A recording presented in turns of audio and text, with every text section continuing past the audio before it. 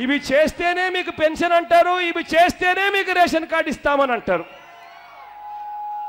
వాళ్ళ సినిమానే చూడాలి, వాళ్ళ సినిమానే చూడాలి.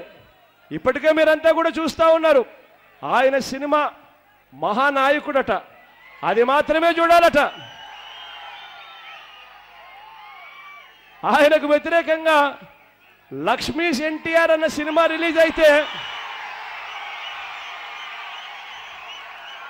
అది పాపం ఆయనకు వ్యతిరేకంగా కూడా కాదు, ఎన్టీ రామారావు గారి జీవిత చరిత్ర. అయినా కూడా దాన్ని చూడకూడదట. వెంటనే కోర్టు వెంటనే వెళ్ళి దాన్ని స్టాప్ చేశాడు. ఇప్పటికే పరిస్థితి ఇది. ఇక పొరపాటున ఓటేస్తే ఇక తర్వాత వాళ్ళ సినిమాలే చూడాలా, వాళ్ళ టీవీలే చూడాలా, వాళ్ళ పత్రికలే చదవాలా, వాళ్ళ స్కూల్లోనే చదవాలా, వాళ్ళ ఆసుపత్రికే వెళ్ళాలి. వాళ్ళు ఎంత డబ్బులు చెప్తే అంత డబ్బులు మనం కట్టిపోవాల్సిన పరిస్థితి వస్తుంది అన్నది మర్చిపోవద్దు అని అడుగుతా ఉన్నా. పొరపాటున మళ్ళీ చంద్రబాబు నాయుడు గారికి ఓటేస్తే రైతులకు ఇక ఉచిత విద్యుత్ ఉండదు. కొన ఊపిరితో ఉన్న ఆరోగ్యశ్రీ పూర్తిగా గాలికి ఎగిలిపోతుంది. పొరపాటున మళ్ళీ చంద్రబాబు నాయుడు గారికి ఓటేస్తే కొన ఊపిరితో ఉన్న 108, 104 రెండు కూడా పూర్తిగా మూతపడిపోతాయన్నది మర్చిపోవద్దని అడుగుతా ఉన్నా. పొరపాటున మళ్ళీ చంద్రబాబు నాయుడు గారికి ఓటేస్తే ఇప్పటికే ఫీజు రీయింబర్స్మెంట్లు అరకొర ఇస్తా ఉన్నారు, అది కూడా ఎప్పుడు ఇస్తారో తెలియదు. ఇక పొరపాటున మళ్ళీ ఓటేస్తే ఈ కొన ఊపిరితో ఉన్న ఈ ఫీజు రీయింబర్స్మెంట్ పథకం కూడా పూర్తిగా పక్కన వెళ్ళిపోతుంది, రద్దయిపోతుంది. పొరపాటున మళ్ళీ చంద్రబాబు నాయుడు గారికి ఓటేస్తే ఇవాళ ఊర్లలో 10 మందికి కూడా ఇల్లులు ఇవ్వడంలా. ఈసారి పొరపాటున చంద్రబాబు నాయుడు గారికి ఓటేస్తే ఇక ఇల్లు ఇచ్చే కార్యక్రమమే పూర్తిగా పక్కన పెట్టే కార్యక్రమం జరిగిపోతుందన్నది మర్చిపోవద్దని అడుగుతా ఉన్నా. ఒక్కసారి ఈ పెద్ద మనిషి చంద్రబాబు నాయుడు గారి గతాన్ని ఒక్కసారి చూడమని అడుగుతా ఉన్నా. 1994 సంవత్సరం మీ అందరికీ గుర్తుండే ఉంటుంది.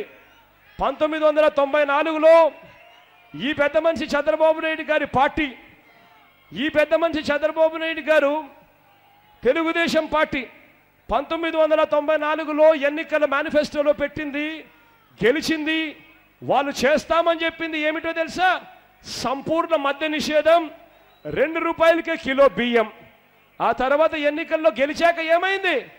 1995లో వెన్నుపోటు పొడిచి సీఎం కాగానే ఏం చేశాడు?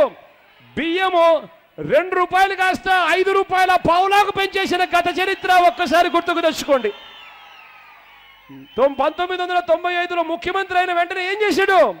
మద్యపాన నిషేధాన్ని పూర్తిగా ఎత్తేసిన చరిత్రను ఒక్కసారి గుర్తుకు తెచ్చుకోండి. 1995లో మళ్ళీ ముఖ్యమంత్రి అయిన తర్వాత ఏం చేశాడు?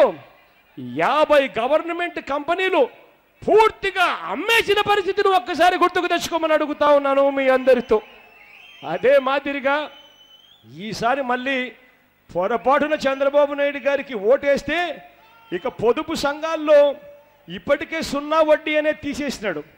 ఇక పొదుపు సంఘాలకు సంబంధించిన వడ్డీలు ఇక మామూలుగా ఉండవు, వడ్డీలు బాదుడుగా ఉంటాయి. పొరపాటున ఈసారి మళ్ళీ చంద్రబాబు నాయుడు గారికి ఓటేస్తే రైతులకు బ్యాంకుల నుంచి వచ్చే రుణాలు ఇక స్కేల్ ఆఫ్ ఫైనాన్స్ అని చెప్తాడు.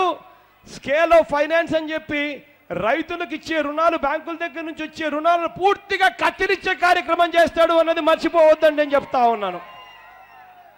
ఇదే పెద్ద మనిషి పొరపాటున చంద్రబాబు నాయుడు గారికి ఓటేస్తే 3 నెలల కోసం అని చెప్పి మనకు సినిమాలు చూపిస్తా ఉన్నాడు.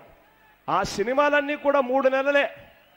ఎన్నికలు అయిపోయిన తర్వాత ఆ సినిమాలు ఉండవు, ఆ పథకాలు ఉండవు. చంద్రబాబు నాయుడు గారు అన్నీ కూడా రద్దు చేస్తారన్నది మర్చిపోవద్దని మీ అందరితో కూడా చెప్తా ఉన్నా.